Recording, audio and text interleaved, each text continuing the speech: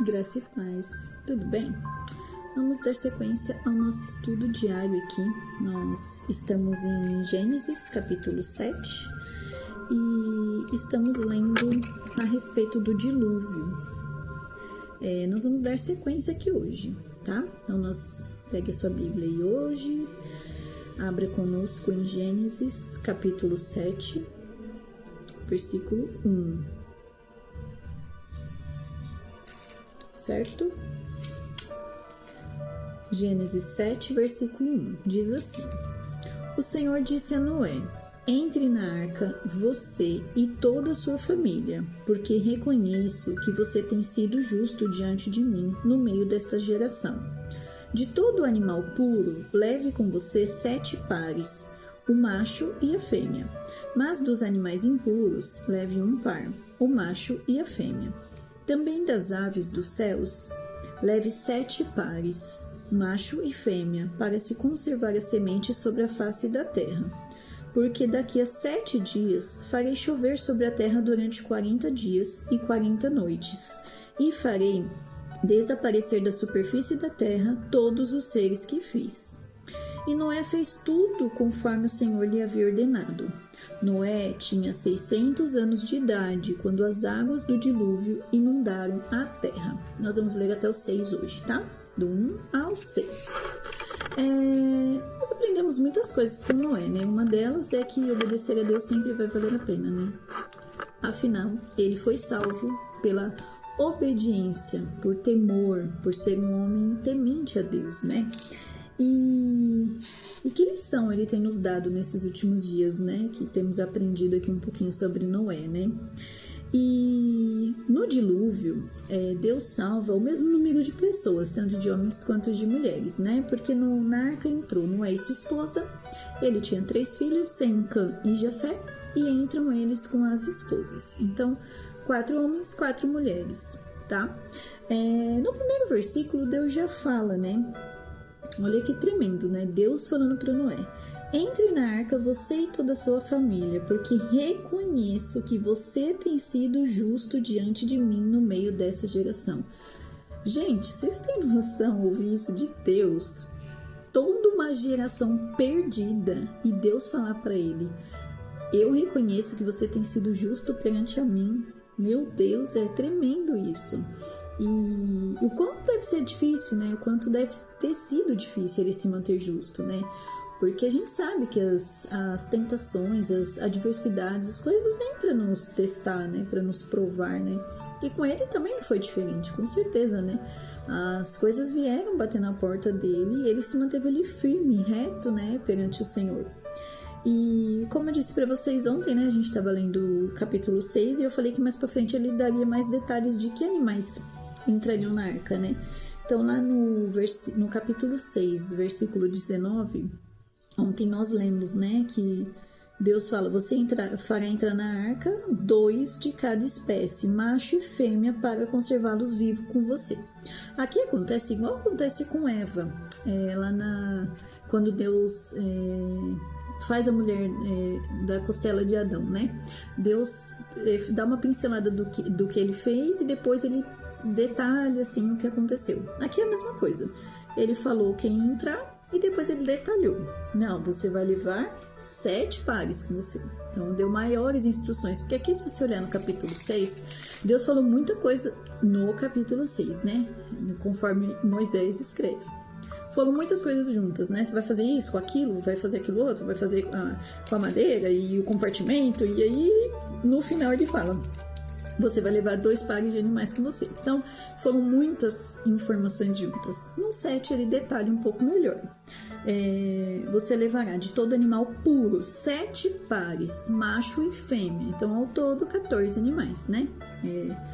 7 de cada, 7 machos, 7 fêmeas. Então, são muitos animais, né? Então, e dos impuros, um par, um macho e uma fêmea, para manter aquela linhagem, né? Então eles tinham muito essa coisa do puro e do impuro, né? Animais que podiam oferecer em sacrifício, outros que não. Mas pra frente a gente vai ver tudo isso aí em Levítico, fala muito sobre isso, né?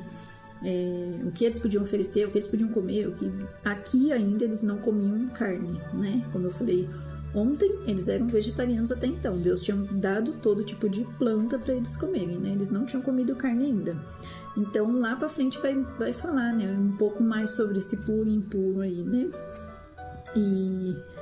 E aí das aves do céu também, 7 pares de cada, macho e fêmea.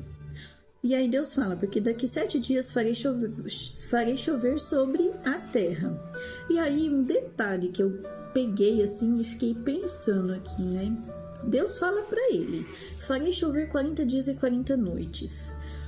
Mesmo sabendo que iria chover 40 dias e 40 noites, gente, vamos pensar um pouco, dentro de um lugar trancado, com um monte de animais, com sua família, né? Mas com a sua família, enfim, né?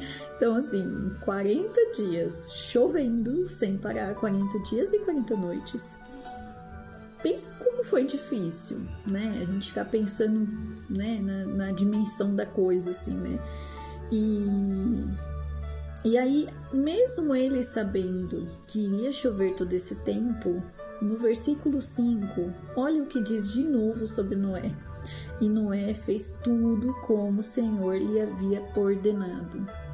Gente, eu fiquei impactada, assim, pensando nesse versículo, porque quantas coisas acontecem na nossa vida, né? E a gente sabe que, assim, foi a pura mão de Deus que nos ajudou a passar por aquilo, né?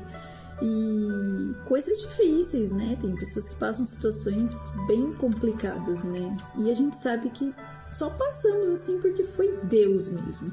Existem adversidades mais tranquilas, mas existem provas e situações bem complexas, né? E a gente sabe que é a mão de Deus, assim, né? E eu fiquei pensando aqui.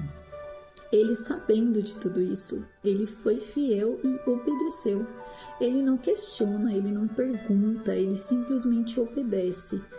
E aí eu fiquei aqui pensando, né? E vou deixar essa reflexão para você também hoje, né? Mesmo sabendo de tudo isso, ele obedeceu. E se nós soubéssemos o plano de Deus para a nossa vida? Sabe, Deus amanhã ele resolve te contar tudo que você vai passar. Você continuaria sendo fiel a Ele? Você continuaria sendo íntegro, justo, temente, sabe? Você continuaria tendo esse relacionamento com esse Deus vivo que nos guarda? Se Ele te contasse, olha, daqui 5 anos você vai perder o emprego, você vai passar por isso, vai passar por aquilo, será que você conseguiria se manter firme naquilo? Nossa, eu fiquei pensando, sabe? Porque muitas coisas acontecem na nossa vida e a gente simplesmente não sabe por que aconteceu, mas elas acontecem. E daqui a pouco você vai ver, você já conseguiu, com a ajuda de Deus, né, se livrar daquilo, dar conta, enfim, né? Várias adversidades, né? E aí eu fiquei pensando nisso. Ele já sabia o que ia acontecer e mesmo assim ele se manteve fiel. Ele confiou que Deus ia tirar ele daquele lugar. Será que se a gente estivesse nesse lugar, a gente continuaria sendo fiel? Vai ficar essa reflexão para nós hoje. Pesada, viu? É pesada essa reflexão. Porque se Deus nos contasse o que aconteceria com nós amanhã, a gente ia continuar confiando que Ele é o Deus da nossa vida, que Ele vai nos guardar, que Ele vai nos livrar. É muito forte, né? Que a gente possa ter esse coração temente ao Senhor, sabe? Que independente da situação, mas não só da situação, ainda que você saiba, que você não saiba, enfim, o que vai acontecer no seu dia amanhã, que você continue sendo fiel a Ele, porque se Ele falar, Ele vai fazer. E se Ele te colocar nessa situação, Ele vai te dar uma forma de você sair dela, né? A palavra do Senhor diz que ainda que nós não aguentássemos mais, ainda sim Ele manda um escape. Sempre tem escape para nós. Que nós possamos pensar um pouco sobre isso, sabe? Deus não nos conta muita coisa porque a gente não aguentaria, sabe? Talvez a gente não aguentaria passar por isso.